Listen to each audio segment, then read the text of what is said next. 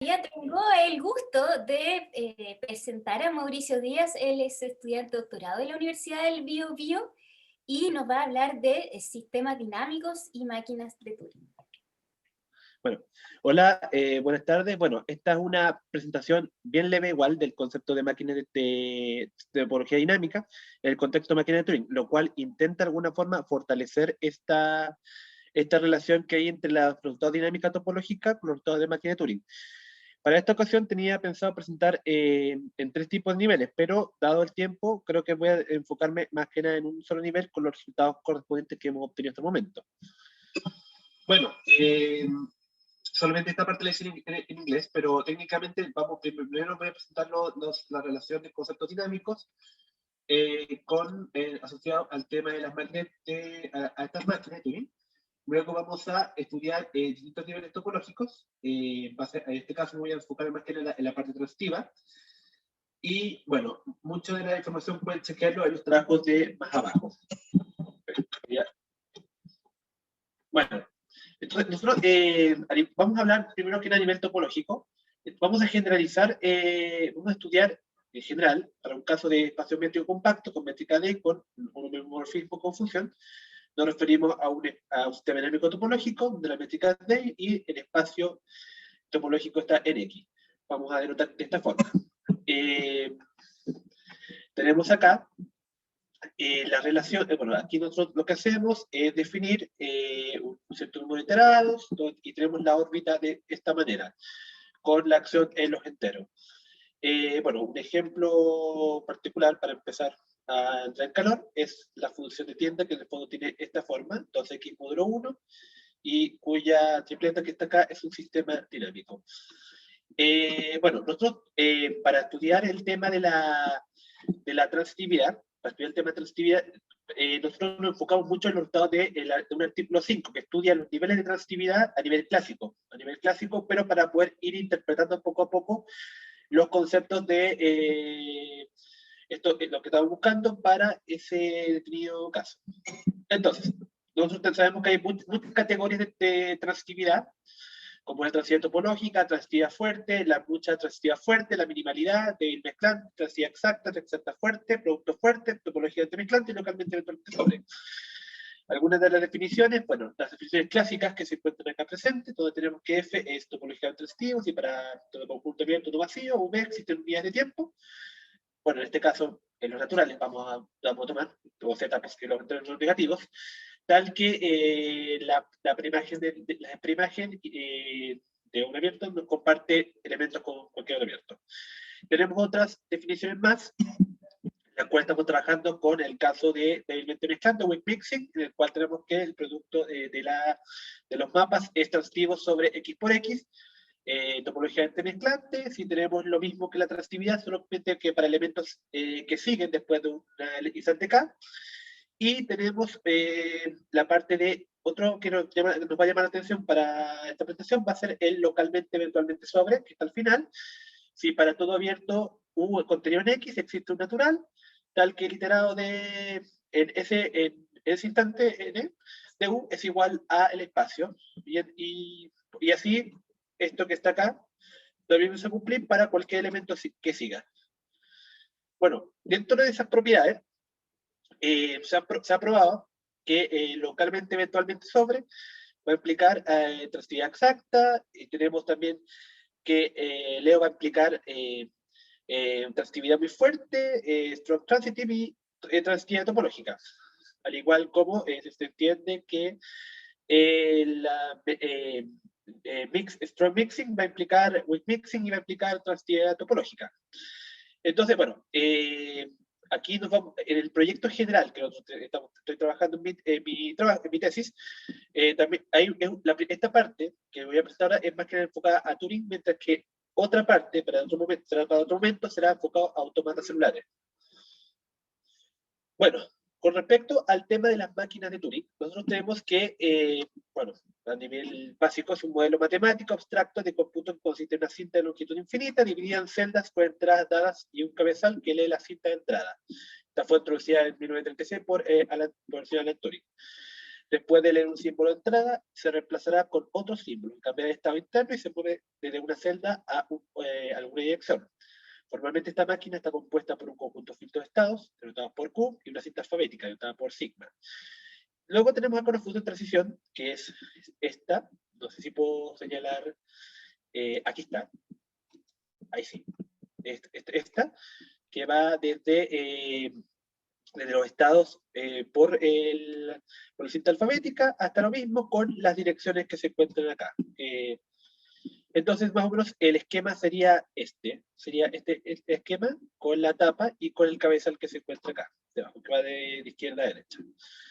Bueno, aquí hay un ejemplo de máquina de Turing enfocado en un conjunto Q con 8 estados, y un estado inicial Q sub 0 y un estado final Q sub 7, y un estado sigma con 3 letras, que también se puede escribir de esta forma, con el alfabeto de entrada 1 y símbolo de blanco B.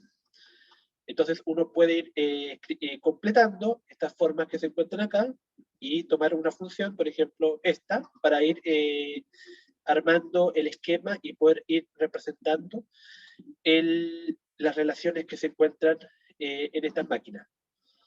Bueno, un poco de historia sobre los trabajos que estamos analizando, el estudio de máquinas de Turing desde el punto de vista de los sistemas dinámicos, fue iniciado por Moore, que lo pueden buscar en el artículo 39, y estudiado después por Kurka en unos artículos que estamos viendo. Estamos aquí separando en dos categorías que nos llaman la atención. Bueno, aquí colocamos tres, pero la verdad me interesan dos, que son las TMH y las máquinas TMT. Aquí en esta propiedad, 3 y 7, se van a estudiar las propiedades de transitividad y minimalidades, para ese caso. Bueno, tomando esto, hay resultados que me llamaron la atención, de hecho, donde se definen algunas propiedades de transitividad para el curso de máquina de Turing de este tipo, de tipos sistemas TMT y TMH, y aquí hay una proposición que me llamó mucha atención que establece la conexión entre los TMH y los TMT desde el punto de vista transitivo, en la cual uno puede probar esta identidad. Los tipos de transitividad, bueno, en este caso, lo que se hizo acá fue traducir básicamente, fue, bueno, la verdad, representar los niveles de transitividad que vimos anteriormente en el trabajo 5 para el caso, para el caso que nos convoca. Véase los conceptos de, en este caso, para los tipos máquinas de MH, que cumplen con las siguientes afirmaciones. Entonces tenemos que es una de estas, por ejemplo, la topología mezclante, la de localmente eventualmente sobre y la de débilmente mezclante. En el caso de localmente sobre, aquí tendríamos que para toda configuración finita, tipo U', existe un W, como una que contiene su palabra de U.U', y un tiempo, los naturales, tal que estas dos condiciones que se encuentran acá, el iterado del W, se convierte en una subpalabra de U.U', y también viceversa para todo n mayor o igual a n. Usando este resultado, nosotros podemos, usando este resultado, uno puede ir probando directamente que a partir de Leo, esto no creo que me faltó escribirlo, a partir de Leo, uno puede probar mixing, y puede ir probando with mixing hasta transcribir topológica. Esto es un resultado que aparece en 5 y que se mantiene también para sistemas dinámicos escritos por palabras, en Shift. Y también se mantiene para este tipo de casos, siendo uno de los resultados que se tienen presentes. Entonces, permiso. Ahí sí. Bueno, lo mismo para el caso del TMT, que cumple bueno, con las propiedades. Para el caso eventual, tenemos que el sistema en TMT es eventualmente sobre, si se cumple que para toda configuración finita, en este caso, existe un W y un tiempo N, tal que esto que se encuentra acá se cumple. Entonces, para todo N siguiente. Para el caso... Mauricio, ¿te puedo interrumpir? Es que tienes un ¿Sí? error de tipeo y hay dos N mayúsculas, entonces el N minúscula no aparece, entonces no entiendo nada. Ah, sí, sí, disculpe, este N mayúscula, disculpe, este N minúscula, olvídese de este N minúscula es así, y así eso que está ahí también se cumplen para N minúscula. Sí, Ya, disculpe, es que faltó una parte de escritura, pero y así esto mismo que se encuentra acá, pero voy a señalarlo, y así ya, esto mismo que se encuentra acá, y esto mismo que se encuentra acá, se cumple pero con el caso, en vez de N mayúscula, el N minúscula, para todo N mayor o igual que N. Disculpe, gracias, y gracias por la corrección. ya, Entonces, después tenemos acá el tema del deblemente mezclante. Acá tengo esta definición, sin embargo, también la interpreté de otra manera. Eso se lo puedo mostrar después de la presentación porque no la tengo aquí la presentación, pero la tengo escrita en otra parte. Puedo mostrarle la equivalencia que tengo con débilmente mezclante, en la cual es muy parecida a la de topología transitiva, pero una tercera configuración para el caso tanto para el caso de TMT como de TMH. Bueno, en estos casos, aquí se puede analizar, claro, lo que entiendo, o sea, que para las máquinas de Turing, los TM implican weak mix, los strong mixing, este tema, implican weak mixing, implican transitividad topológica, tanto para los TMH y los TMT. Bueno, eh, ahora yéndose un poco para otra parte, que es para los sistemas dinámicos POTP, que son los sistemas asociados a pseudoórbitas, nosotros vamos a estudiar propiedades de asombramiento pseudoórbita, estudiamos propiedades de asombramiento pseudoórbita y analizamos las relaciones entre niveles de transitividad. Entonces puede encontrar el trabajo de el trabajo 1. Bueno, viendo un poco esto, tenemos que para todo delta mayor que 0, tenemos una pseudoórbita en un sistema dinámico con una sucesión finita o infinita de puntos de esa sucesión para P, los naturales que incluyen 0, tal que la distancia entre el elemento siguiente iterado y el f de xn es estrictamente menor que delta para todo n estrictamente menor que p. Decimos que la pseudoórbita es epsilon trazado en un punto, en un punto y en x, si se cumple que la distancia de la secuencia con la imagen de y es estrictamente menor a epsilon para todo n menor que p.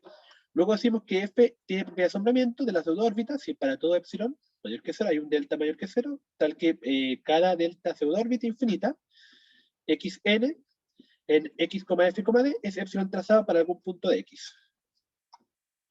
Ante esto, nosotros, para poder hacer un estudio un poco más profundo de estas soluciones, definimos nuevos tipos empezamos a mezclar un poco algunos niveles de transitividad, entre los cuales se encuentran los niveles de tipo sintéticamente transitivo y cofinitamente transitivo, bueno, el totalmente transitivo ya estaba anteriormente, en el cual nosotros analizamos las propiedades de los tiempos de llegada como sintético o cofinito.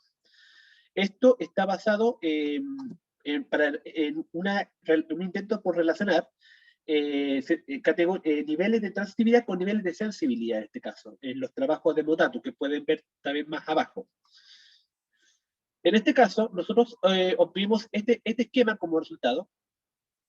Obtuvimos este esquema como resultado, donde tenemos que el Leo, locally eventually onto, implica transitive, y también tenemos que nuestras nuevas interpretaciones que se denotan, en este caso, como COWM, que es confinitamente transitivo para wake mixing. Esto va a implicar lo mismo para sintético, lo mismo para wake mixing. Entonces, en este caso correspondiente, nosotros tenemos que estas implicancias que se encuentran acá presentes dan a entender, claro, nosotros tenemos siempre la misma secuencia en la cual siempre tenemos las mismas propiedades, que son de ir de un estado cofinito a un estado sintético, de un estado cofinito a un estado sintético a un estado clásico como tal. Entonces, en el caso de solamente trabajamos de manera clásica, tenemos estas relaciones como tal, al definirlo, Si nosotros incluimos que los sistemas son conexos, incluimos este diagrama que se encuentra acá, donde estas partes en rojo son las implicancias. O sea, por ejemplo, tenemos que NW implica TM, o TOT implica TM. Y tenemos esto cuando uno está trabajando en sistemas dinámicos, que son conexos y POTP en este caso. Dado eso, uno de los resultados que se vieron acá es que tenemos que los casos con POTP solamente, podemos ver por acá arriba que las relaciones cofinitas son equivalentes a las relaciones sintéticas para conjuntos no errantes. También estas mismas equivalencias se pueden analizar de la misma forma para el caso de los weak mixing y para el caso de los elementos clásicos, debido al hecho que, y por ende, podemos ver que aquí las flechas que se encuentran acá se van devolviendo, demostrando que son equivalentes. Bueno, eso es básicamente, y dentro de nuestros futuros trabajos van a estar relacionar máquina de Turing con el nivel de expansividad, con nivel de sensibilidad y con familias de Furstenberg. Aquí la idea era solamente enfocarme en la parte de las propiedades de asombramiento cuyos resultados se encuentran en esta parte. Bueno, para finalizar, bueno, las referencias bibliográficas que se encuentran acá, nos basamos particularmente en los trabajos de Akin, en los trabajos en los trabajos que hicieron Rodrigo Torres y Diego Jara en su momento, y también los trabajos de Kurka y los trabajos de Moore. Bueno, esa sería mi presentación. No sé si tienen alguna duda.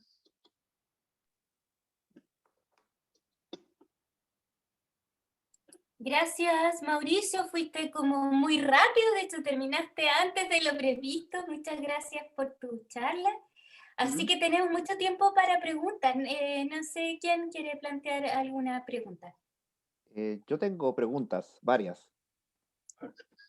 ¿Ya? A ver, ¿puedes irte al diagrama de equivalencias? Es el último que tiene, es el, este. Aquí. Sí, Perfecto. sí. A ver, quiero entender algo.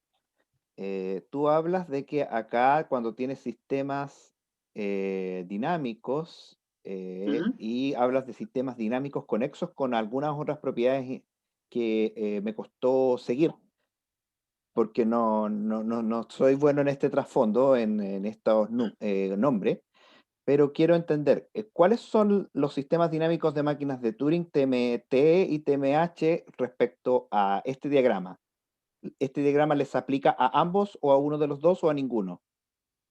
A los que están arriba, bueno, esto está basado en las definiciones que se encuentran acá arriba, que son las que mostré anteriormente, que son estas. Que son estas definiciones. Entonces, aquí por esto se empezó a completar la misma propiedad para ver si es que efectivamente tenían que ver con si se podía cumplir la equivalencia. Ya, o sea, tú me dices que el diagrama que tú tienes allá aplicaría tanto a TMH como a TMT. En realidad, a TMT. TMH todavía faltaría completar el diagrama para los TMH. Claro, me parece porque en TMH tenemos algunos problemas, en particular con el mixing topológico, por lo menos las máquinas que se mueven, que tienen movimiento positivo, digamos que nunca se mueven en cero, no pueden ser mixing topológicos, por definición. Entonces, Claro. pero igual, si me muestras de nuevo el diagrama, hay algo súper interesante, que era un resultado abierto que teníamos, que era si es que existían, el último diagrama. Si este último diagrama coincide con los TMT, entonces es súper bueno porque el quick mixing, no puede ser. No, estoy mal, porque este no le aplica a todos los TMT. Lo que pasa es que, mira, te digo la pregunta abierta. La pregunta abierta es, si existen máquinas de Turing que pueden ser mixing débiles, pero no mixing topológicos. Entonces, o sea, en este diagrama, tú, el último, tú tienes equivalencia entre transitividad topológica y weak mixing, lo cual no es en los TMT, así que este seguramente no aplica a todo el universo de TMT, sino a un subconjunto. ¿Ya? Entonces, quizá el TMT completo se aplica al diagrama que tú tienes un poquito más arriba, porque este tiene algunas propiedades como que sea convexo, y que no sé cómo se aplica. Y Ujú. este quizás sí aplica a todo el conjunto TMT, porque ahí tú ves que weak mixing implica, TOT es totalidad transitiva, ¿o no? Exacto. Totalidad transitiva. Entonces, ahí, fíjate que tenemos la pregunta abierta aún, Ujú. porque no sabemos si hay una equivalencia entre totalidad transitiva, weak mixing y mixing topológico. Eso estamos, pero acá tú tienes como que top- eh, transitividad topológica implica TM es topological mixing, ¿no? Claro, justamente. Claro.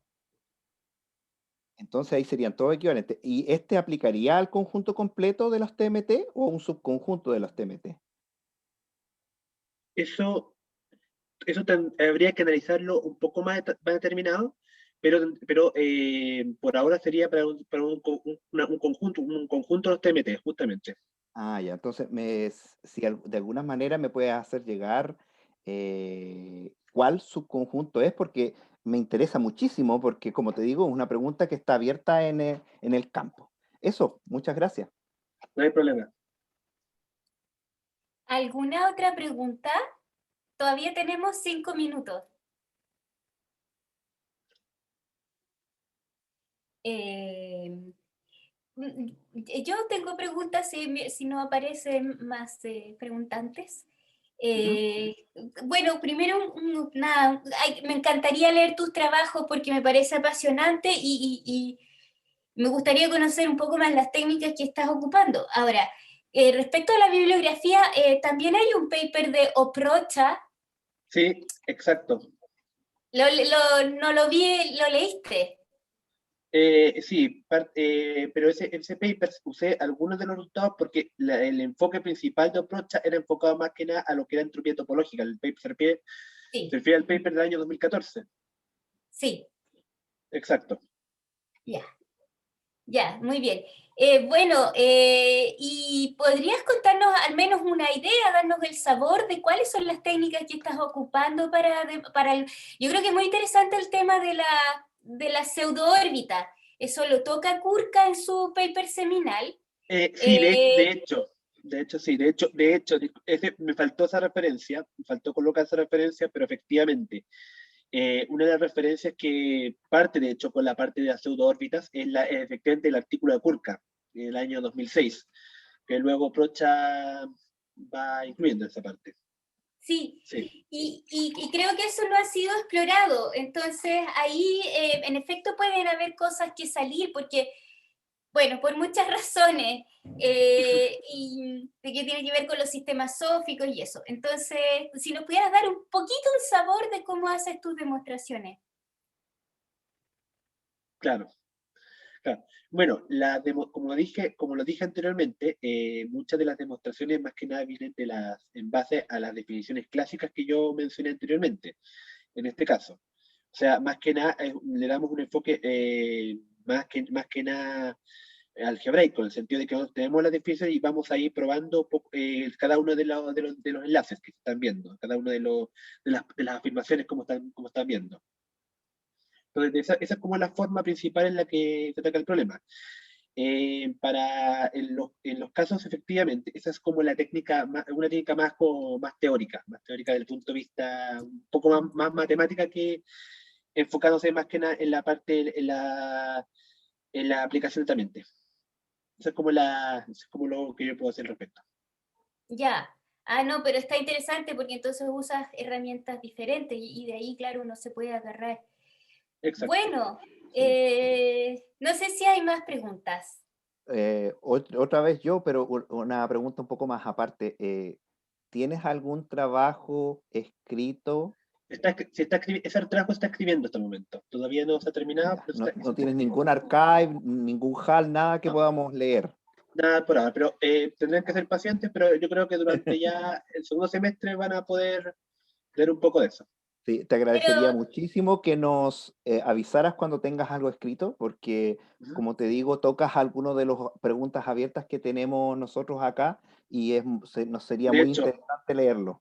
De hecho, me gustaría bastante eso para poder de alguna forma contar con la retroalimentación de ustedes, que tienen más Sí, experiencia también en el trabajo. sí. Creo que yo te di mi correo cuando Por hablamos la última supuesto, vez, así que tú sabes que cualquier cosa me ni un preguntas problema. y podemos conversar respecto a alguna idea que tengas. Así que súper bien.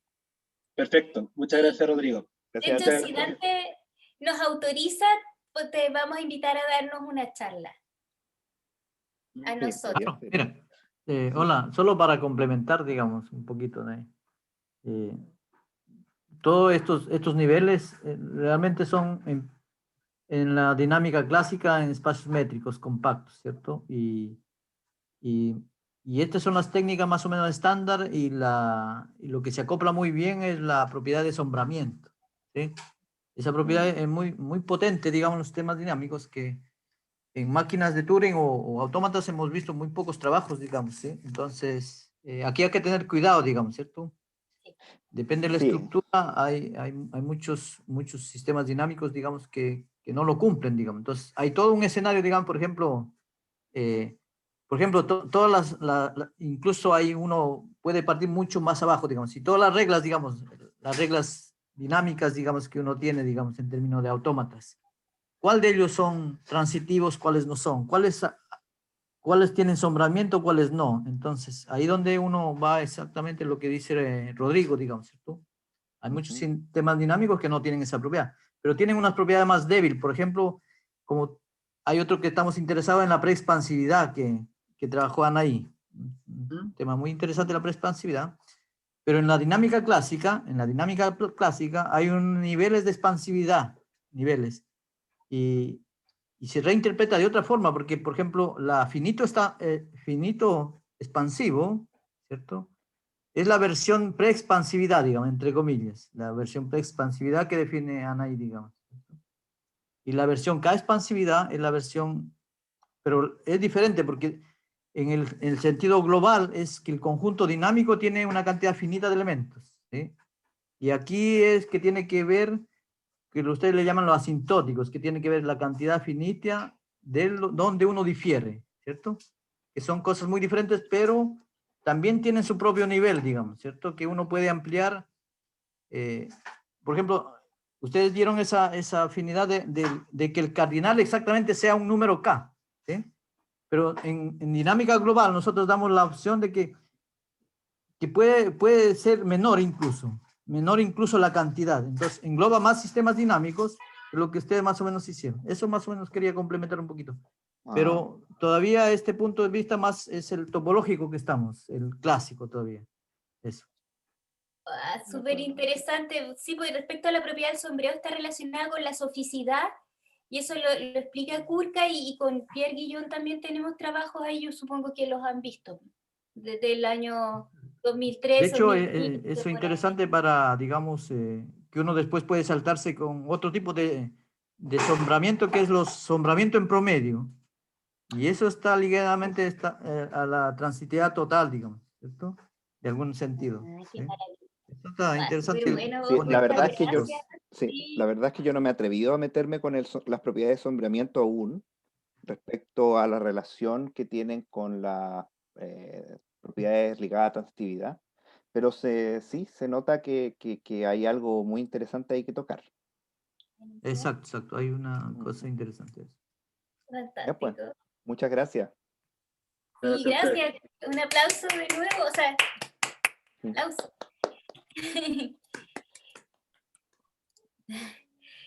Bueno, y vamos a presentar entonces a nuestro siguiente charlista. Su nombre es Pedro Montealegre, es profesor de la Universidad Adolfo Ibáñez, es muy joven, y bueno, nos va a hablar de comparación. Sí. Hola Pedro, dejo la charla en tus manos. Mauricio, tal vez Mauricio, debiera ¿podría dejar de compartir?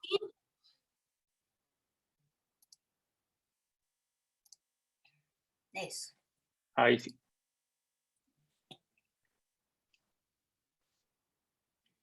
¿Se ve ahí mi pantalla? Sí, Sí, todo perfecto. Ya. con ¿Y el nieve. cursor se ve? Sí. Sí, ya, porque de repente voy a apuntar con el cursor.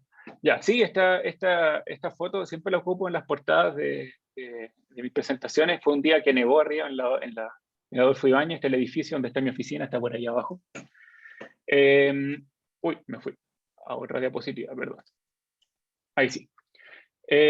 Ya, muchas gracias por la invitación, Anaí, Andrea, por organizar esta sesión. Encantado de estar aquí y de ver aquí a muchas caras conocidas y amigos. Hoy día les voy a hablar sobre este título que es un poco marquetero. Aquí es un poco en broma, porque en el año pasado todos los papers tenían que cerrarse el coronavirus. Entonces, se trata de calcular la probabilidad de infectarse, pero en verdad no. Si vinieron para eso, los voy a decepcionar un poco. Pero más bien es sobre el subtítulo o lo que viene después, los 2 puntos. Es la contabilidad, la complejidad del conteo para el Bootstrap Percolation. Este es un trabajo que hice yo con el Martín Ríos Wilson, que es doctorando de la Chile, que trabaja con nosotros allá en la UAI, porque es co-guiado por Eric, pero bueno, hemos colaborado los dos súper harto, y entonces este trabajo lo hicimos juntos, y lo hicimos específicamente además porque hicieron una especie de libro para los 70 años de Eric Goles, entonces este fue como nuestro capítulo. Entonces les vamos a contar, nos gustó harto este proyecto de investigación que en realidad partió acá y que ya ha dado para hacer muchas cosas. Haciendo esta presentación ya se me ocurrió una idea. Bueno, les voy a contar. Entonces, aquí tenemos Bootstrap Percolation. Bootstrap Percolation es una dinámica en redes en donde uno tiene ciertas redes que están infectadas o marcadas, blancas y negras, pero bueno, como es coronavirus, vamos a decir infectadas, y les voy a poner con esos monos así como con corona. Están infectadas o no, ¿ok? Y vamos a tener una dinámica asíncrona. Entonces vamos a tener que en a lo más t pasos, a la más n pasos, o sea, en un número de pasos menor que el tamaño de la red, vamos a elegir un nodo al azar. Déjenme mostrar ahí. Ese nodo, por ejemplo, el amarillo. Y vamos a aplicar una regla que dice, si es que el nodo está enfermo, se queda enfermo. Y si es que el nodo está sano, entonces se enferma si la mayoría de sus vecinos, mayoría estricta, está enfermo. Entonces, por ejemplo, este nodo tiene 2 vecinos enfermos y uno sano, se enferma. Esto cambiar las diapositivas está funcionando medio mal. Déjenme ver si me funciona. Se enferma, ¿ok? Y luego escogemos otro nodo al azar, uno que no hayamos escogido antes, y de nuevo aplicamos la misma regla. En este caso el nodo tiene una mayoría de vecinos sanos, por lo tanto se queda sano. Voy a dejarlo ahí verdecito. Aquí hay otro ejemplo, otro nodo se contagia, y así, por ejemplo, en este caso, el nodo ese nodo tiene una mayoría de vecinos sanos, pero como está enfermo, los enfermos se mantienen enfermos, digamos, no se sanan por el contacto con sanos alrededor, ¿ok? Los enfermos permanecen enfermos y los sanos se pueden enfermar. Y bueno, tenemos un nodo especial lo represento con mi foto, porque yo no estoy vacunado contra el coronavirus, entonces estoy muy preocupado de enfermarme. Pero podrían ustedes poner su propia foto aquí. Y se pregunta entonces, bueno, ¿cuál es la probabilidad de que en esta dinámica yo me contagie? Digamos, este nodo especial se contagie. Entonces, ¿cómo podríamos, lo que queremos calcular en este trabajo es calcular el valor exacto de esta probabilidad, ¿ok? En estas condiciones. ¿Cuánto vale esa probabilidad? Y lo vamos a preguntar desde el punto de vista de la complejidad computacional. Entonces, para definir el problema más formalmente, tenemos un grafo simple, no dirigido, de tamaño n. Tenemos un horizonte de pasos, de tiempo de nodos que vamos a iterar a lo más n, un conjunto inicial de nodos infectados y un nodo especial, que represento ahí con mi fotito. ¿Ok? Y la tarea es calcular la probabilidad de que ese nodo especial se infecte en a lo más t iteraciones. Esa es la tarea, ese es el objetivo. ¿Ok? Este problema se parece a otro, y de hecho tiene su origen en otro problema que estudié antes, que se llama, le puse yo contagion possibility, o sea, la posibilidad de contagiarse. Que en realidad pregunta si es que el acaso la probabilidad es mayor que 0. O sea, ¿existe alguna forma de ejecutar esta dinámica de modo que mi nodo especial se contagie? ¿Ok? Y en el fondo tienen relación estos dos problemas porque si me pregunto solamente si la probabilidad es mayor que 0, lo que necesito en el fondo es una especie como de testigo, que el testigo sería la secuencia de nodos que hace que mi nodo especial se enferme. En este caso, si itero los nodos 1, 2, 3, 3, y después itero el nodo especial, este se enferma. En realidad puedo hacerlo más corto, lo mismo. Pero eso sería como una especie como de testigo de la infección, ¿no es cierto? Una secuencia testigo de que voy a, un certificado, digamos, de que este nodo podría infectarse con una secuencia, en este caso, de a lo más 4 pasos. ¿Ok? Entonces, la relación es que saber si es que en el fondo la probabilidad es mayor que 0 es demostrar que existe una de estas secuencias, ¿no es cierto? En cambio, calcular la probabilidad es más difícil porque significa de algún modo contar el número de posibles testigos, de posibles certificados.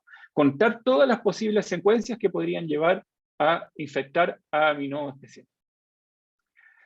¿Qué se sabe sobre este problema un poco más fácil, que es la posibilidad de contagio? Que este es un trabajo que hice con Eric Goles por ahí por el 2018, y después lo publicamos después en una revista el año pasado, que resulta que este problema es en general un problema que está en NP, porque en el fondo, si yo te doy la secuencia como certificado, verificarla, uno lo puede hacer en un número polinomial de paso.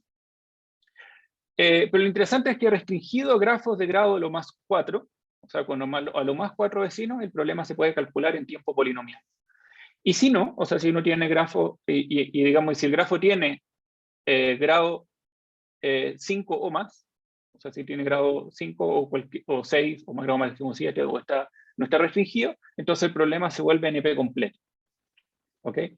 Entonces, quiero poner este problema como esta versión, digamos, de solamente preguntarse si la probabilidad es mayor que 0, esta versión como débil, porque vamos a estar recurriendo a ella harto en la presentación.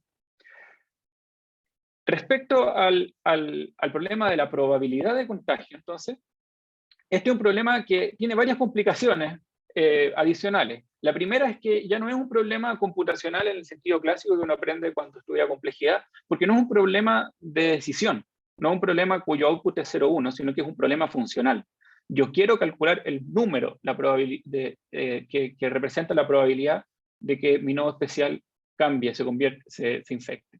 ¿Okay? Entonces no es un problema de decisión cuyo output es aceptar o rechazar 0,1, sino que es que queremos correr una máquina de Turing que termine en la cinta escribiendo el valor de la probabilidad. Queremos calcular el valor exacto de la probabilidad. Y entonces no tenemos que mirar las clases de complejidad clásicas de problemas de decisión, sino que tenemos que mirar las clases de complejidad asociadas a problemas funcionales, a problemas de funciones. Y el análogo directo es la clase FP, que es la clase de funciones. En realidad uno puede ser aquí más estricto, que son las clases de relaciones, pero no voy a entrar en ese detalle. Son las clases de funciones que se pueden calcular en tiempo polinomial. Ahí estaríamos contentos, o sea, que esta probabilidad el valor de este número se pudiera calcular en tiempo polinomial. ¿Ok? Hay otra, y este sería como el análogo funcional de la clase P, en algún sentido. El análogo de la clase NP no nos va a interesar aquí porque sería como calcular un testigo, si quieren, calcular una secuencia. No es eso exactamente lo que queremos. Lo que queremos es calcular la probabilidad, que de algún modo es como contar el número de secuencias que hacen que la celda cambie. Entonces, hay otra clase que sí engloba ese tipo de problemas, que son problemas de conteo, que muchos las conocerán, que se conocen como la clase number P. Bueno, yo le digo gato P por el signo gato que tiene antes, entonces me voy a referir a gato P si es que nadie le molesta. Y que son las funciones que calculan cuántas ramas, digamos, de una máquina no determinística a tiempo polinomial me llevan a aceptar. ¿Okay? Entonces, en el fondo, es justo lo que quiero, me calcula cuántos certificados tiene un problema NP, ¿no? ¿Okay? Yo tengo una máquina NP y cuento cuántos certificados me llevan a aceptar. Y en ese sentido, para calcular la probabilidad, justo quepo en esa clase, porque lo que yo quiero contar es cuántas son las secuencias de nodos que yo tengo que iterar, de modo que mi celda me lleva a cambiar. Bueno, y eso luego lo tengo que dividir por el número total de posibles secuencias, que es un factorial, ¿no es cierto? Un número combinatorio. Bueno, y en ese sentido, el resultado que encontramos con Martín es una especie de análogo del resultado que teníamos para el contagion possibility, digamos, para la probabilidad mayor que 0, que es que cuando tenemos grafos de grado lo más 4, entonces este problema está en la clase FP. O sea, se puede calcular, esta probabilidad se puede calcular exactamente en tiempo polinomial. Y en general, cuando el problema, cuando no está restringido, el problema es gato P completo. Es, en el fondo, tiene toda la complejidad de esta clase de conteo.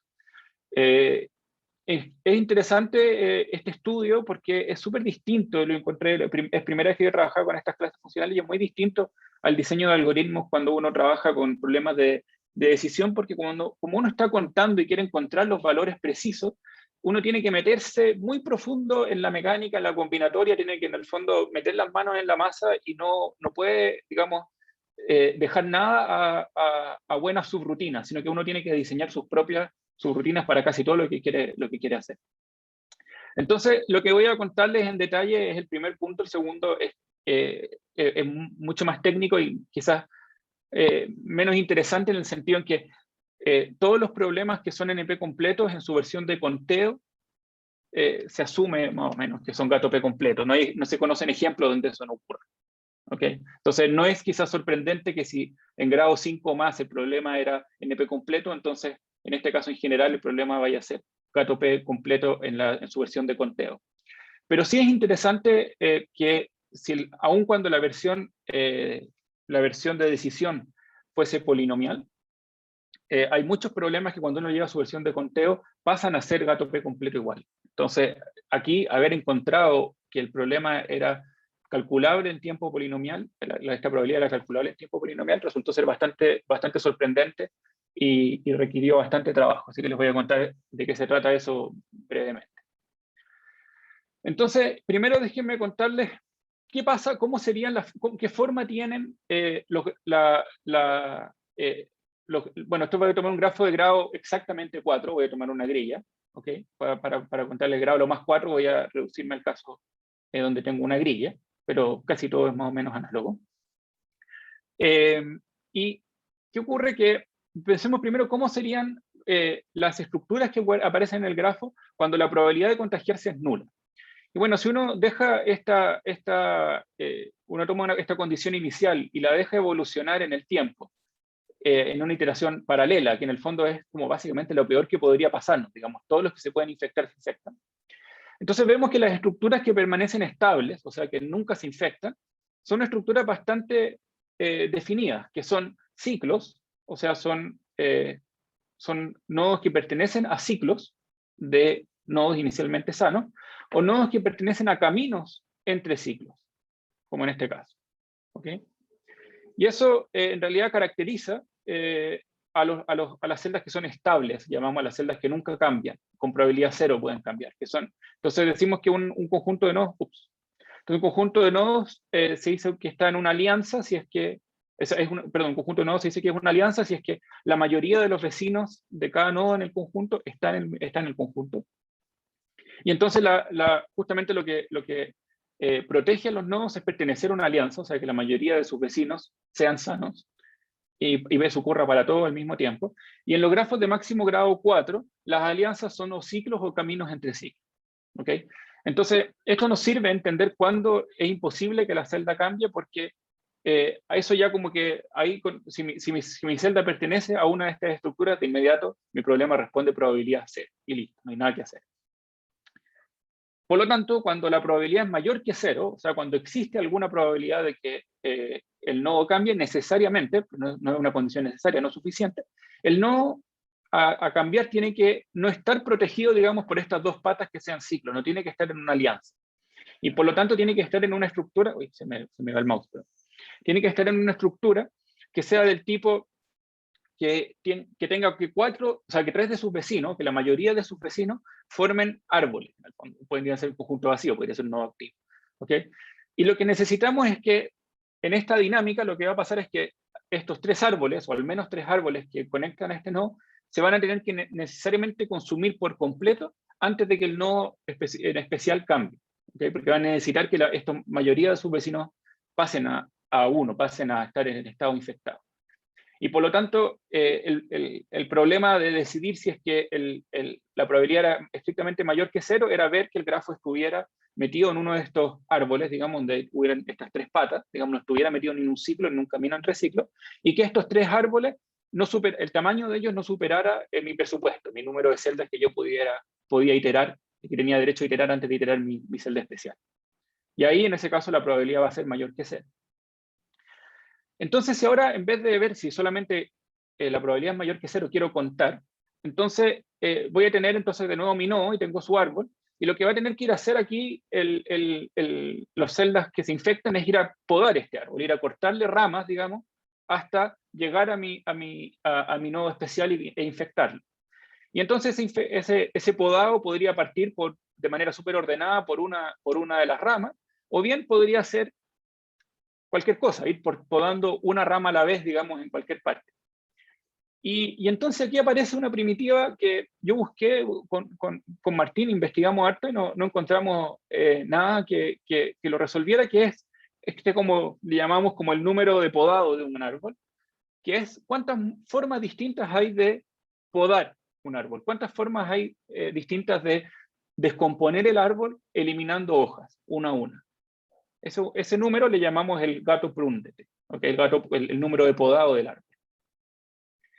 Resulta que es interesante eso porque ya vimos que para que mi nodo objetivo, digamos, pase de estar sano a enfermarse, necesitamos que todos los árboles, estos 3 árboles a los que tiene que estar conectados, 3 claro, 3 árboles al menos, 3 árboles a los que está conectado, necesitamos que se consumen, que se poden por completo. Y por lo tanto, si una vez que yo los identifico, necesito ver ahora todas las formas posibles que tendría de podar. Y muy a grandes rasgos, porque esto hay detalles técnicos que les voy a contar más adelante, básicamente la probabilidad de que el nodo se contagie va a tener que ver, va a ser más o menos como las formas que voy a tener de podar este árbol al que el nodo va a tener que estar contenido, dividido por todas las posibles opciones que tengo yo en el fondo, de actualizar nodos. ¿Okay? Aquí acabo de darme cuenta que no tiene una muy mala notación. T mayúscula acá requiere el tiempo y acá T es el árbol, pero aquí me disculpo por esa confusión.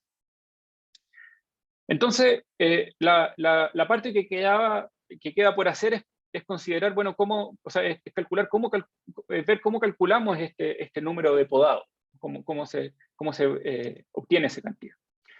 Y esa cantidad se puede obtener con un algoritmo de tipo programación dinámica, en donde uno, en el fondo, toma un árbol. Aquí nos interesa solamente para árboles de grado a lo más 3 o a lo más 4, pero en general, digamos, se puede hacer considerando un árbol y uno toma todos los subárboles posibles, y entonces lo que uno básicamente tiene es que la forma de podar este árbol es el producto de todas las formas que hay de podar todos los subárboles, multiplicado por el multinomial del tamaño de todos estos árboles. O sea que es la forma, digamos, de escoger órdenes sobre cada uno de estos árboles sobre el total de posibilidades de elecciones que tengo.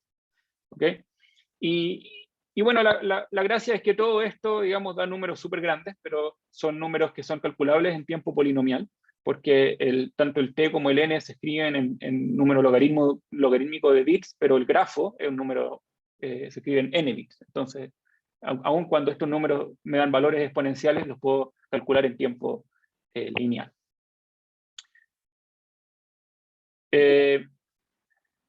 Déjenme. Ahora, la cosa, no sé cómo voy de tiempo, parece que estoy medio corto, pero voy a ir un poquito más rápido. La cosa es que, en realidad, lo que les conté es una versión súper simplificada, porque yo tuve, en el fondo, en este caso tengo 3 ramas, que son necesariamente esas las que tengo que consumir, y lo que luego tengo que contar es la forma que tengo de consumir esas ramas. Pero en realidad, yo podría tener que, por ejemplo, tener una condición como esta, en donde las 4 ramas potencialmente podrían ser las que podría consumir, y que mi presupuesto me alcance para consumir cualquiera de ellas 3, y por lo tanto lo que en realidad tengo que contar es el número de formas que tengo que consumir las 4, y el número de formas que tengo que consumir 3 de ellas, o podar, digamos, 3 de ellas en las formas cualquiera que tengo de escogerla. Y entonces no era tan bonito como les estaba contando, y aquí les copié un poco la expresión que obtenemos en el paper, que básicamente lo que decimos es que los good neighbors, los buenos vecinos, son los vecinos que podrían pasar a uno, no están en un ciclo o no están en un camino de un ciclo. Y lo que básicamente decimos es que si es que el número de buenos vecinos de los que tenemos que iterar es exactamente la mitad más 1, como estamos en un caso de mayoría estricta, entonces lo que tengo que hacer es podar todo ese árbol, es el valor del alfa, es el valor del podado, digamos, el que calculamos antes. Y si tengo tengo como elegir, como en el segundo caso, donde está ese arbolito rojo, entonces en el fondo ahí el cálculo se complica porque tengo que contar la forma de podarlos todos, más todas las formas posibles de podar 3 de ellos, en el fondo. Y ahora, si es que eso lo hice para un caso cuando el grado era exactamente 4, pero si el grado es menor que 4, entonces ahí la cuestión también se complica un poquito más y ahí hay que ver algunos detalles técnicos. Pero lo importante es que todo se puede calcular en tiempo polinomial. ¿Ok? Anaí, ¿hasta qué hora tengo? Mira, a la 1:15 empezamos con la siguiente charla, entonces, si quieres tiempo para preguntas. Ya, voy a terminar acá, simplemente les voy a contar que me quedan como 2 diapositivas, así que no, estoy súper bien. Que la segunda parte, que yo dije que no iba a entrar en muchos detalles, que en general el problema es gato P completo, en realidad la construcción se hace tomando una versión específica del conteo del SAT, o sea, ver cuántas veces, cuántas asignaciones me dan verdadero en una instancia de SAT específica, que es monótona y que tiene 2 cláusulas o sea, 2 variables por cláusula. Este problema es gato P completo, y lo que hacemos básicamente es que aquí tomamos una fórmula, la representamos como una instancia de la probabilidad de contagio en donde la secuencia en que la actualizamos representa una asignación, de ella se puede deducir una asignación de verdad, de modo de que si la celda especial se contagia, entonces la fórmula se hace verdadera, y por lo tanto, a partir luego de la probabilidad de contagiarse, tenemos un número que nos dice cuántas secuencias hay que hacen que mi celda se contagie, y como las secuencias están relacionadas con las asignaciones que dan valores de verdad, de ahí recuperamos el número de valores de verdad que hace verdadera a mi fórmula. Ahora, ese último paso es realmente bastante complicado, es súper técnico, así que bueno, por eso no entré en detalles ahí, pero ese es más o menos el esquema de la demostración. Bueno, termino contándoles una vez más el resultado. Por lo tanto, demostramos que calcular esta probabilidad cuando el grafo de grado máximo 4 es polinomial, y en general el problema es gato P completo. Un problema interesante es que cuando queríamos calcular si es que la probabilidad era mayor que 0, simplemente, lo que teníamos era una especie como de dicotomía. Grado a lo más 4 era polinomial y grado 5 o más era NP completo. Aquí no pudimos obtener ese resultado tan fino, simplemente dijimos que en general es gato P completo, pero suponemos, digamos, que contando con un poquito más de cuidado podríamos demostrar una cosa como un análogo, digamos, como el resultado original. Ya, ahí estoy listo. Muchas gracias por su atención y quedo atento a sus preguntas. Muchas gracias, primero aplaudirte, agradecerte. Y bueno, sí, hay 3 minutos para preguntas. Pedro, ¿te puedo hacer una pregunta? El 4 sí. para que sea tiempo polinomial es porque elegiste mayoría estricta. Si fuera mayoría simple, ¿tendría grado 3? Sí, exactamente, sí. Ajá. Sí. Y el problema del gato P también sería polinomial si es que fuera mayoría simple. Porque ese es más estudiado que el estricta en general, ¿no? Sí. Pero, claro, pero lo que pasa es que, sí, exactamente. Pero no es buena acotación. Claro, uno tendría que, si uno tiene mayoría no estricta, tendría que para grafos de grado 3 tendría, sí, exactamente, tendría que se podría calcular en tiempo polinomial, y en general sería gato P completo igual. Y la versión más clásica de Bootstrap, que solamente si es que tiene K vecinos, entonces te infecta, ¿no la miraron? ¿O? No, o sea, a ver, yo tengo un resultado que es el que se basa esto originalmente, y es como que si uno tiene una especie como de umbral, yo creo que es más o menos lo que está preguntando tú, que Sí. si en el fondo, me parece que si los nodos tienen todos un grado que es como a lo más umbral más 2, su umbral más 2, entonces tienes un resultado polinomial. Ya, Eso me atrevería a decir, pero tendría que mirar los detalles. ya. Tiene sentido. Ok, gracias. Diego, ¿Mm? ¿tienes? Sí, Pedro, hola, un par de Hola, dudas. Hola, sobre, porque tú dices ya esto con un tiempo T, si el tiempo no está, no, es un tiempo arbitrario, ¿qué Si el pasaría ahí? tiempo se deja libre. Si uno puede hacer, simplemente toma el máximo tiempo posible y... Sí, o- eso fue, ¿qué pasa ahí? ¿O a seguirán ver, complicaciones? se generan, o sea, ahí todo el problema está en el fondo en estos conteos. El conteo se ensucia mucho porque o sea, si el tiempo es más grande que el n, de algún modo tenéis la posibilidad de actualizar 2 veces ciertas celdas y ahí como que no, o sea, lo tratamos de hacer y honestamente lo que nos pasó ahí es que se nos fue en collera. O sea, el supuesto del tiempo a lo más n lo tomamos justamente porque ahí era como lo mejor que pudimos hacer donde todo funcionara.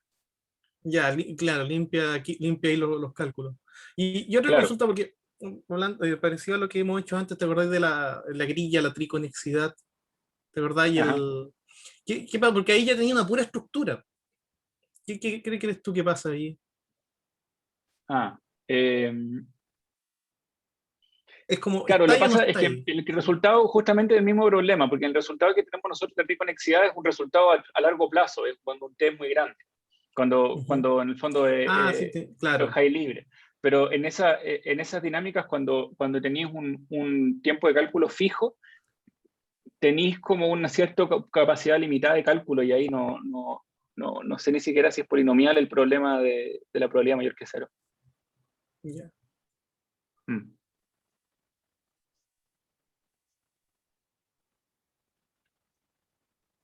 Sí. Ahí me José. aclaraste. ¿Ah? Ya.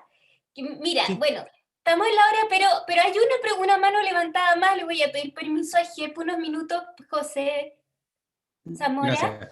Sí, gracias. Hola, Pedro. Oye, Hola, José. el número del gato prune, ¿no tendrá Ajá. algo que ver con el número de subárboles enraizados? Me parece que... El número de árboles enraizados. Creo que eso debería... Sí, pero lo que pasa es que además necesitáis o sea, no es exactamente lo mismo porque necesitáis contabilizar además como todas las formas que tienes tú de enumerar esos árboles, subárboles. Ah, perfecto. ¿Te fijáis? Ya. Y en la numeración además tiene que respetar que los padres tienen que tener números mayores que los hijos. Perfecto. Entonces, sí. Yo me sorprendí de que eso, y probablemente existe, de que ese número no existe en la literatura. Lo buscamos harto porque una vez que lo teníamos demostrado, porque dijimos esta cuestión debe alguien haberla considerado alguna vez, pero no estaba. No. Así que si alguien lo conoce, alguna referencia, se las agradecería. Sí, a mí, pero... Ya, gracias. Ya, pues, muchas gracias. Me dicen que Francisco Sangüesa también había levantado la mano. Pucha, bajé la presentación, pero bueno, si la necesito, la parto no. Tendría que ser muy rápida la pregunta, porque ya estamos atrasados. Sí. ¿No? Dejemos las preguntas para el final. Dijo que apretó sí. por accidente. Ya, estamos bien entonces. Bueno, Ya. entonces Muchas gracias. vamos a proseguir. Gracias, Pedro. Gracias, Pedro. Pero quizás sí, yo tengo una pregunta quizás un poco estúpida. Entonces, la probabilidad de contagiarse puede ser cualquier número como dado, o es como, es posible como construir cualquier número entre 0 y 1 para la probabilidad de contagiarse. Yo diría que sí, porque depende de la instancia, depende del grafo, depende de la condición inicial, depende de... Yeah. Claro, entonces yo diría que sí, o sea, uno puede diseñar en el fondo instancias en donde te dé el numerito que tú quieras. Yo creo. No estoy seguro, ¿eh? pero así como yo diría. Gracias. Gracias. El tipo de preguntas que uno no se hace, pero claro, y no son tan fáciles, a lo mejor no son todos, obvio. Bueno, entonces voy a pasar al siguiente charlista, que es Hep Han. Hep Han es profesor de la USACH desde hace varios años, así que les dejo con él para la charla. Ok, ya, bueno, muchas gracias y buen día. Pero en esta charla lo voy a dar en inglés porque simplemente porque tengo que hablar un poco más rápido quizás, y yo creo que me siento un poco mejor en inglés. ¿Ya? Y yo creo que ya hemos visto varias charlas en inglés, entonces espero que no haya problema con eso. ¿Todo bien? ¿Así? ¿Ya? Sí. Okay, so I was switching to English. So welcome everyone to my talk. So this will be about a work with Jie and Patrick, and as you can see from this accent here, so my name had nothing to do with his name, right? So we are both called Han, but actually it's as different as it can be between two Hans. Okay, so he's a professor, or he was in Rhode Island in the US, and Patrick is finishing his PhD in Berlin. Okay, so what we would like to, what we studied and what we would like to tell you a bit about today is about emergence of substructures in what is called pseudo-random hypergraphs. Okay. And I hope I will, by the end, be able to state the result. I won't be able to talk much about the proof. So very, very distant relative, yeah. So yeah, I won't be able to talk much about the proofs. Right, so it will be hopefully a rather introductory talk. So first of all, what is pseudo-randomness? What is quasi-randomness? And so what is this in general? Philosophically speaking, quasi-randomness is about deterministic objects, which behave like random objects in many characteristic aspects. Okay, so you have a deterministic object, but its behavior is kind of very similar to a random object. Okay, so there are many examples of this, famously probably the prime numbers, which are clearly deterministic because there are not many even prime numbers, and but they behave in many ways like a random subset of the numbers. Okay, and if you talk about graphs, then there are graphs which you can generate deterministically, like the Pali graph, using quadratic residues. But they behave very much like the random graph, binomial random graph with probability 1/2, for example. Okay, so this sounds like a very special object, but indeed they are like universal and they are very powerful and useful. By universal, I mean they appear like in many areas very naturally and independently. And kind of over time, people discover that they are related or oftentimes even equivalent. And they are powerful because, yeah, you can prove many things with it, and which we don't know how to prove without, okay?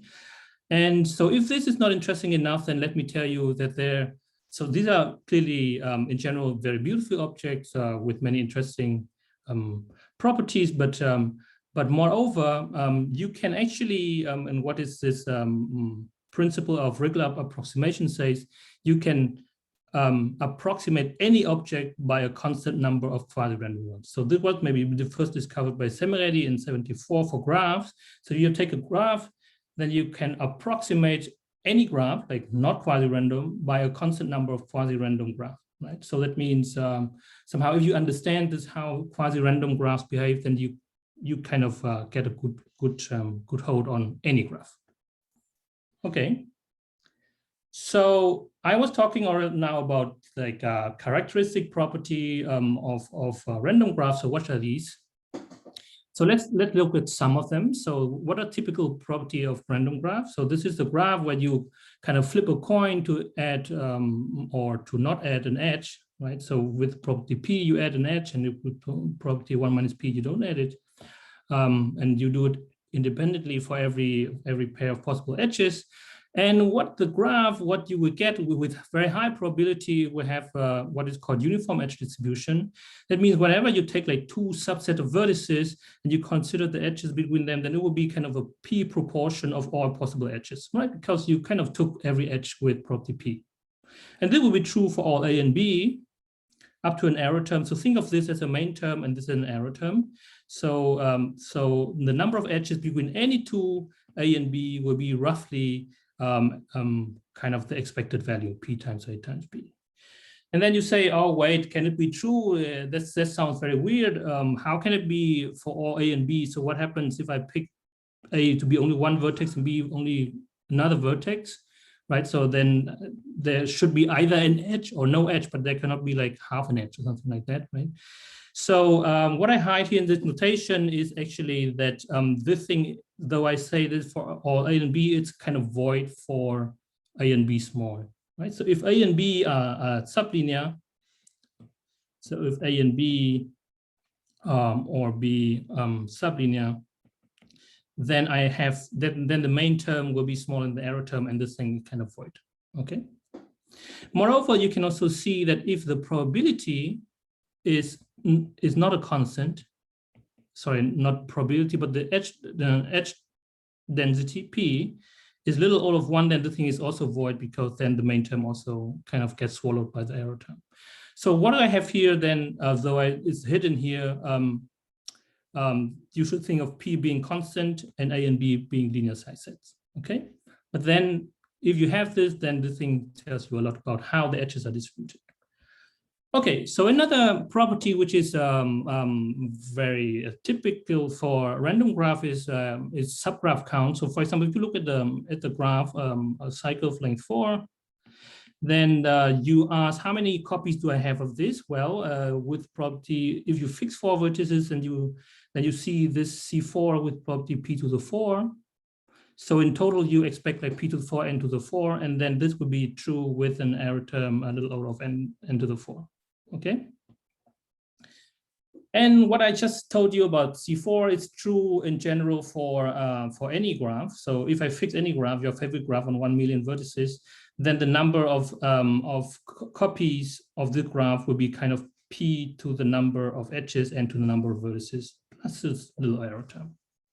Okay, and finally, there are many other properties. For example, you can look at the eigenvalues of the graph, and you will see that the largest eigenvalue will be of order P times N, and all the other ones are a little O of N. Yeah, so these are kind of very typical properties for GNP, which it satisfies with property going to 1 as n goes to infinity. But so what is special about them? Well, because I mean, a random graph, one property it has n vertices, for example, which is also typical, maybe, but well, which is not so interesting. So what is interesting about these 4 properties is that you can show that they are equivalent. Okay, so what does it mean? Like if you have a graph, and I'm not talking about the random graph, if you have any graph which has one of these properties, then it will have all of them at the same time, right? So you cannot avoid, I mean, you cannot have this property and avoiding this property. That's impossible. Okay. So, and this is like a very celebrated theorem from Chang, Graham, and Wilson from 89. And it has like many interesting kind of aspect of it. For example, here I have only a lower bound, but actually I can have here quality, and this follows also from theorem. Yeah. Moreover, you can see that the funny thing here is if you have the right number of C4, yeah, P to the 4, N to the 4, then you immediately have the right number of any graph on 1 million vertices. Okay. Another interesting aspect is maybe that this property here, uniform edge distribution, where you have to check kind of all sets, this sounds very much like NP complete, right? And indeed, if you kind of replace here by an epsilon, it is NP complete. But this property here, like calculating the eigenvalues or counting C4, so clearly you can do in polynomial time, right? So the theorem implies that P equals NP, right? So no, not quite, because this is kind of wrong what I said, but yeah. So you see, it's yeah, maybe you can try to find the problem with it, but yeah, but you see, it's kind of interesting theorem in this sense, yeah. Okay, but we are here to talk about subgraph substructures. And so here's what I would like to focus on. So by the theorem, I could use any of this property to define quasi-random graph, right? Because they are all equivalent. Like if you have one, then you have all of them. But let me kind of consider this a kind of uniform edge distribution. Okay, and so what this one is equivalent to, or implies at least, is that there are copies of any kind of graph, right? So what you should think about is f is like a constant size graph, and n here goes to infinity, right? So like f is a small graph and goes to infinity, and if your graph Gn has this uniform edge distribution, then it will contain the copy of f. Okay, so this is about containing small graphs. So you could ask, so what about containing really big graph, like spanning graph? Like you have a Gn, which is quasi-random. Can I find a Hamilton cycle, for example? So, and the answer is yes. So if you take a quasi-random graph, meaning which has one of these four properties, let's say uniform edge distribution, and you have a positive edge density, then you can contain any bounded maximum degree graph as a subgraph. Okay, well, here I say you're quasi-random, but you need a minimum degree, like a very mild minimum degree condition, right? Because quasi-randomness doesn't kind of prevent the graph from having isolated vertices. Yeah? It's not captured in this uniform edge distribution. And so you need this mild minimum degree condition to, so that is true. And this is a theorem of Komlov-Shagari and Semeredi in 1997. So as an example, recall that for Dirac theorem, you need kind of edge density 1/2 to guarantee the existence of a Hamilton cycle. But if you are quasi-random, then yeah, an arbitrary small edge density already guarantee an existence of a Hamilton cycle. Okay. So this is pretty classical stuff, as you see, from 97. So you could ask, so what about, we said that P must be a constant here. Yeah. So what about if P goes to 0? So what about pseudo-random graph? So you see, this is kind of the best what I know how to download pictures and manipulate, so you can imagine my classes, right? So what about pseudo-random graphs? Meaning, what about graphs where P goes to 0? Okay, so where like it's like 1/log n or something like that. And moreover, what about hypergraphs? Yeah, so we're talking about graphs. What about hypergraphs? So the title was about pseudo-random graphs, and which are simply sparse quasi-random graphs. So quasi-randomness, but where you have an edge density which goes to 0. Okay, and we will talk a little bit about that. So recall, so we have this notion of uniform edge distribution where you have this error term, which does not allow you to talk about P which goes to 0, yeah, like a sparse graph. But there's a notion studied like a classical notion, which is called jumbledness, where you replace this error term by something stronger. Yeah, so it's like a quantitative version of quasi-randomness, where you have a stronger control over the edge distribution. Okay, so instead of O(n squared, you have here like beta root of AB. So it depends on the size of A and B. Okay, and it has this parameter beta, and you can see the smaller beta is the better is my control over the error term here, right? So the more kind of quasi-random the graph gets. So for example, you recover the quasi-random case, so dense case, if you set beta equals O of n.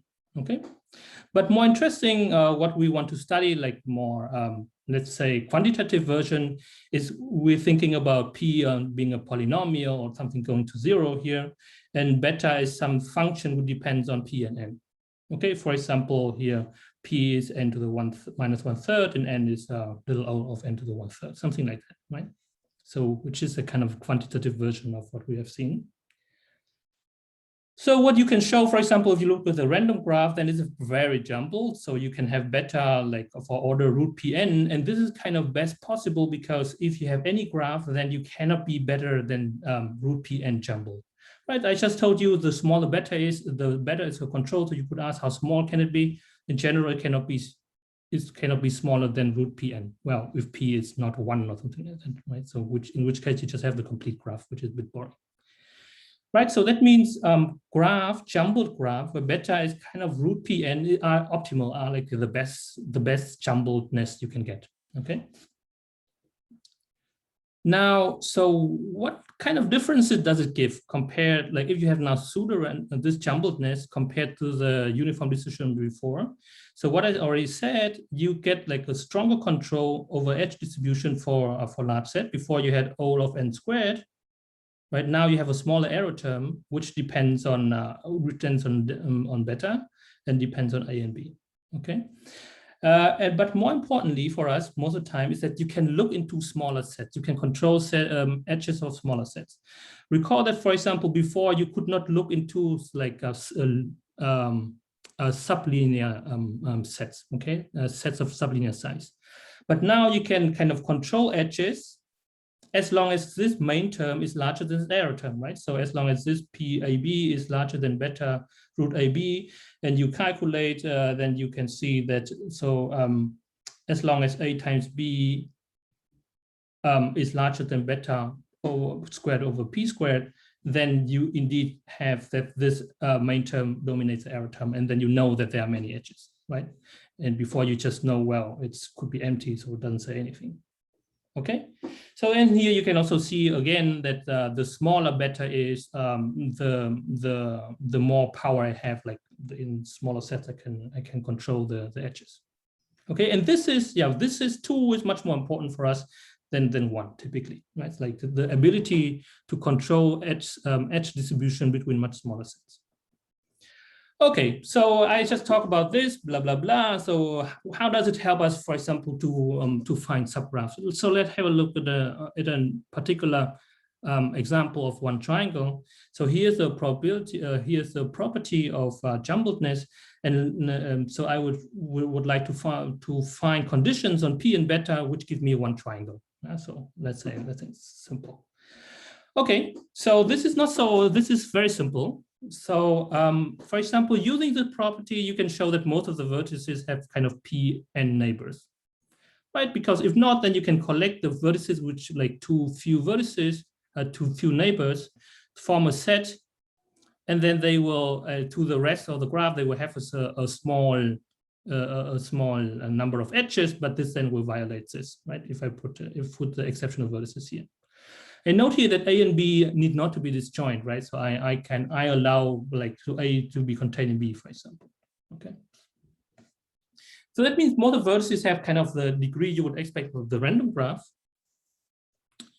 And so you can pick one. You can pick one and say, look at the neighborhood, and then you apply this condition with the neighborhood, right? So you set A equals B equals the neighborhood of the vertex. Yeah. And we just said that, okay, so how big is this product? It will be, well, it's a Pn, so it's Pn times Pn, so it's P squared n squared. And we just said that as long as this is big, then I have good control over the edges, right? So that means that if this is larger than this, then I know there are many edges in here. And of course, every edge gives me a triangle, right? So I would find my triangle. Actually, not only one triangle, would I find many triangles. So that means you kind of solve this, and then you see that if your beta is kind of P squared n, then you contain many triangles, okay? So yeah, very simple. And if you talk about this optimally jumbled graph, well, you'll recall beta was like kind of P times n, then if you set beta t equals P times n, then kind of optimally jumbled graph with this edge density contain triangle, okay? So this was a very simple argument, and you may ask, so how good is it? And so you can look at some kind of construction, and then yeah, there was a construction of Alon, which is amazing construction. So using some algebraic construction, he showed that this argument, so simple it is best possible. So there are kind of like optimally jumbled graph, which has this edge density which contains no triangle. Okay, so this simple argument was best possible, but we still don't know. We don't know how such a construction would work for K4 and K5 and so on. So we only have this construction for K3. For cycles, we have some construction, but not for cliques. Okay, so yeah, in general, finding lower bounds, matching lower bounds is pretty tough. Now you could, and then you could ask, so what about, okay, so what about finding one triangle? What about finding a triangle factor? And there's this kind of a conjecture which sounds completely intuitive, which says that if your condition, your jumbled net condition, guarantee one copy, then it immediately gives you an F factor. By F factor, I mean, by triangle F factor, I mean, of course, like this joint triangle, which covers all vertices of the graph. Yeah. So that means in particular for the triangle case, that means at this condition, which we kind of barely find one triangle, the conjecture says then you already have a triangle factor. Okay, well, okay, and then you need this minimum degree because otherwise you cannot find, of course, you can kind of hide this isolated vertex in there. But yeah, this condition is not so important. Yeah, so this sounds kind of weird because also for random graph is not true, right? So for random graph, the appearance of one triangle and appearance of triangle factor, there's like a big gap between them. Yeah, so triangle factors in random graph appear much later than the appearance of one triangle. But for pseudo-random graph, the conjecture is no, they appear at the same time. So, but note that actually it's kind of almost for free, right? In what sense? The argument I showed you how to find one triangle, I can apply to any linear size subsets, right? So here's my graph. So I pick any linear size subsets, and in there, this subgraph will be kind of pseudo-random, kind of like hereditary property.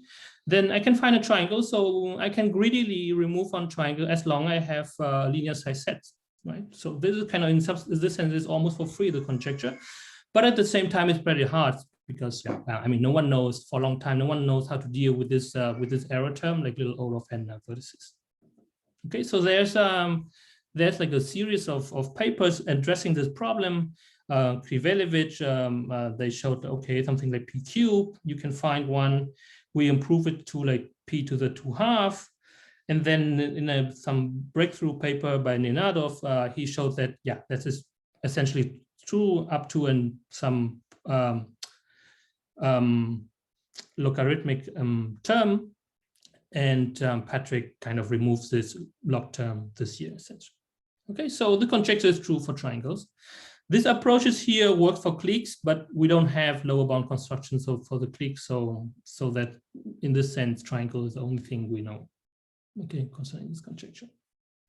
There are many more things I could tell you about about this, but let's move on a bit maybe to hypergraphs. So the notion of jumbledness we had, right? So that means E of AB is equal E of A times B plus minus a root of beta root of AB. This you can easily generalize to hypergraphs. So hypergraph are simply graphs, well, not graphs, but like where you have vertices, but edges can have, for example, three vertices instead of two. Okay, so these are called 3 uniform hypergraphs, and you can imagine how k-uniform hypergraphs look like. So let me just talk about 3 uniforms for simplicity. So you can generalize this condition of pseudo-randomness very easily. So like this, right? Okay, and then you get kind of something we already know. For example, if you have this beta, then you have this notion of quasi-randomness again, which only allow you to look into control linear size sets, and which is kind of again void for non-constant p's. Okay, and if you look at the random hypergraph, then it will be very jumbled with this jumbledness, and this kind of stuff kind of happens. So it's relatively natural, and you could, but yeah, maybe you still find it weird. So let me tell you, I won't tell you much about this, But let me tell you that actually something like this had been studied completely somewhere else. So there's this notion of Roth for abelian group. So if you look at an abelian group, let's say Z mod n set, for example, and you take any set, you take subset of it, then you can define what is called the Fourier coefficients of it.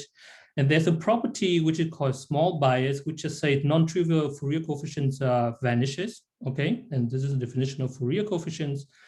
And this is kind of a notion he's kind of using some paper in 53 and very kind of often used notion in this area. And what we can prove is that if you take this notion, if you take the set and you generate the hypergraph, okay, how do you generate it? Well, you look at the vertices, it's just a group, okay? And you put an edge, let's say G1 to GK, form a K uniform edge, if the sum belongs to this generating set AN. Okay, so that means if you have this group and you have this set, then you can generate this hypergraph. And then you can show that this set, we have the small bias, we have this property if and only if this hypergraph is quasi-random in this sense. Okay, so you can show that this notion is relatively, what I said, like is equivalent to something which seems very far-fetched. Okay. Yeah, so it's just to mention what I wanted to talk about was emergence of subgraph. So let's say I have this notion, and now we can ask, you know, for graph, we know that if you have a uniform distribution, then you contain all copies. What about hypergraphs? Okay, and here's the construction will show that this problem is much harder for hypergraphs. So you take a random tournament. Here it is. And now you put in hyper edge, the three uniform edge, if and only if you see like the cyclical triangle, okay? And then what you get is like a hypergraph, which density about 1/4. Why? Because this is like one half. Like with one property 1/2, I directed that way, and property 1/2, I get it directed that way. So that means to get this triangle, I have 1/2 times 1/2 times 1/2 is 1/8. But then I also have the other direction, so that's why it's like 1/4. Now with property 1/4, I have this hyper edge. Yeah, so the density in total is kind of 1/4, and you can easily show that it is quasi-random, right? But this hypergraph has no copy of a clique on 4 vertices. Why? Because look, if you have 4 vertices and this form an edge, and then you also want to have this edge, but then this means that you need the underlying tournament to look in that way, right? But then you see here you cannot get this edge because this thing is directed in that way, this thing is directed in that way, so you cannot have a cyclical triangle here, right? So that means it is very nice. It has like very uniform edge distribution, but has no copy of a clique on 4 vertices. So that means what we aim for, this counting, like this emergence of subgraph, yeah, we cannot have it, right? But what it turned out is you can kind of change the you have to change the consideration of subgraphs. If you are willing to consider only what is called linear subgraph, meaning subgraph or hypergraph where any two edges intersect only in at most one vertex, yeah, then you can have such a then you can count them, yeah. So this property is not true for the clique. Yeah? So linear means whenever you have 2 edges, then they intersect in at most one vertex. Yeah. So then you have these properties here. And so you have like the equivalent properties of what you saw in Chang, Graham, and Wilson in the theorem about the equivalences. And you can show, yeah, for K uniform here for 3 uniform, but in general for K uniform hypergraph, you can have this Chang, Graham, Wilson type theorem. Yeah? You can have a list of properties, and they are equivalent in the sense that if one hypergraph has one of these properties, then it has all of them. Okay. So yeah, you see there are 3 papers involved, Koyakawa, Nagel, Riddle, Schadt, who kind of discovered the connection with the linearity. And we, with Conlon, Persson, and Schach, we kind of found like this C4, you remember, like this C4. So this one graph, which kind of guarantees you that if you have the right count of this, then suddenly you can count like even like very large, the number of much larger graph. And then Lenz and Mubai kind of discovered some spectral properties of hypergraphs.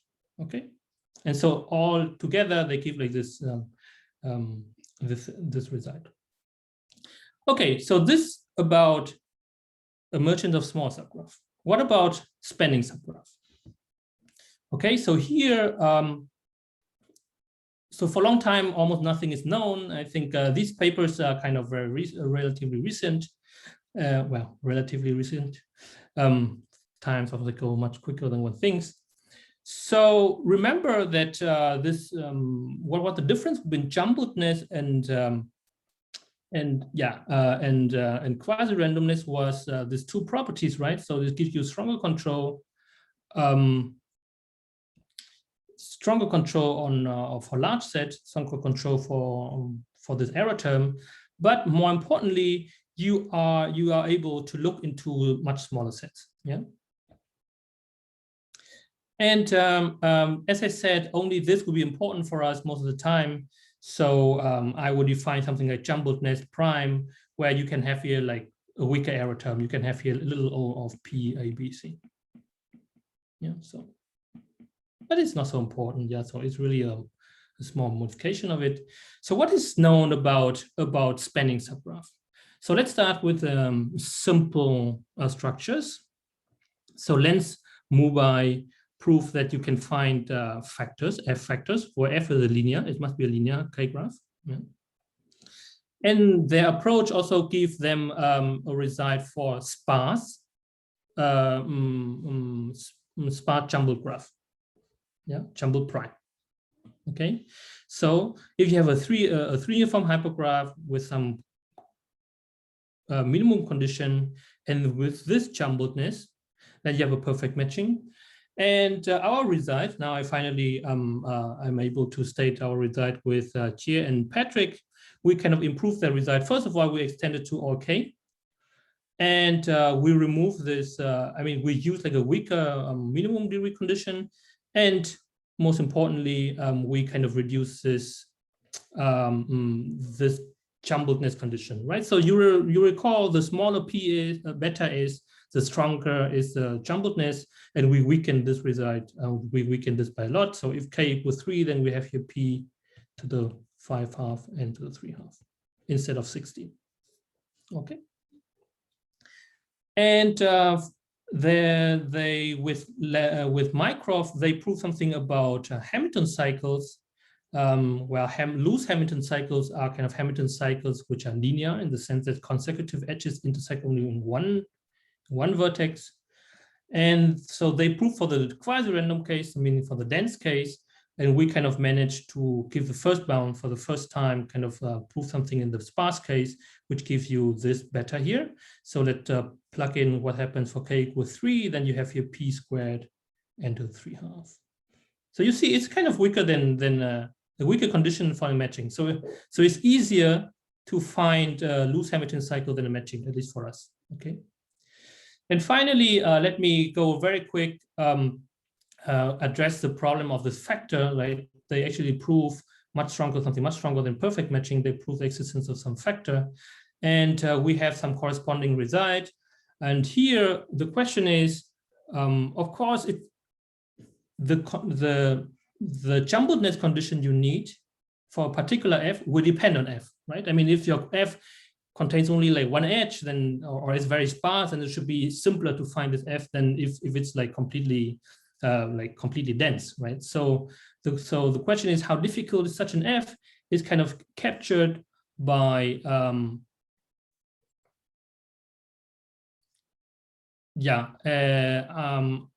I have another -2 minutes, so I would just state this result and leave you alone with this. So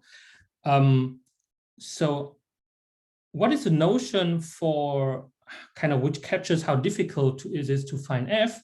well, this is kind of the notion of what is called edge degeneracy, very similar to vertex degeneracy.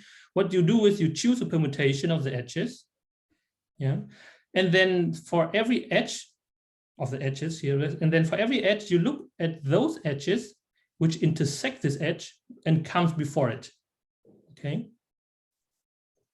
Okay, and then you look like among all these edges, which one had like has the worst degree in the sense, okay? And now you choose to find the edge indice, you choose kind of the permutation, which gives you the minimum, the minimum degree. Okay, so it's an edge degeneracy, and we can show that if you are jumbled with this jumbledness, then you can find one copy. So yeah, which won't tell you much. So let's plug in something. Let's say if F is a triangle, the graph triangle, then the degeneracy will be 2, because however you kind of put the edges, you know, like E1, E2, E3, then you have, for example, the E3 is the last edge, then will be intersected by this 2, so its degree is 2. So the degeneracy is 2. Then you have here P2 plus 2 over 2, which is n times n, which is P squared n. So for triangles, I need P squared n, which is optimal, we saw by Alon's construction. Okay. So this is for finding one copy, and we have this condition which you can prove, which kind of yeah. But for finding a factor, we need something much stronger, and yeah, I will leave you with it. I don't think yeah, it'll be interesting to improve it, but let me not mention much about this. So let me maybe finish with some open problems. So it would be very interesting to improve bounds concerning for perfect matchings and Hamilton cycles. Right now we have the jumbledness of this P to the 5 half and P squared for perfect matchings and Hamilton cycles, and it would be good to, would be interesting to improve it. Moreover, it would be interesting to find any lower bound. Yeah, so meaning construct some pseudo-random graph which doesn't have a perfect matching or Hamilton cycle, something like that. Or even for a fixed f, construct some f-free jumbo 3 graph which yeah, which has high density. Yeah, and here the goal would be just to beat the random construction. I mean, yeah, we don't know how to beat the random construction in this setting. So yeah, maybe that's it. I think I have here some kind of things how to prove it, but I think maybe that's enough. Thank you for your attention, and I'm open for questions. Thank you. Gracias, Jeff. Tenía mucho que contarnos, se agradece. Yeah, no, I knew it would be a bit difficult. I'm sorry. So I kind of knew that it would be probably also hard to follow. And but yeah, I hope at least that you had some flavor from this talk. I think, yeah, I apologize. It probably cannot be done much in 25 minutes. It cannot be done much more. Yeah, está grabada, así que la podemos estudiar. Yeah. Okay, yeah, so. ¿Hay alguna pregunta? ¿Alguien quiere hacer preguntas? That just means I lost everyone. Yeah, what's expected? No, maybe they knew your work. I don't know. There are people that is near to you here. So, bueno, dejamos hasta aquí y mañana seguimos. Mañana el día es más corto, tenemos solo 2 charlitas, pero importantes. Tenemos a Simón Piga y a Matías Pavés. Así que mañana a lo mejor podríamos tener una pausa café, cada uno trae su propio café y galletas y podemos compartir un rato. Ya, así que les dejo descansar.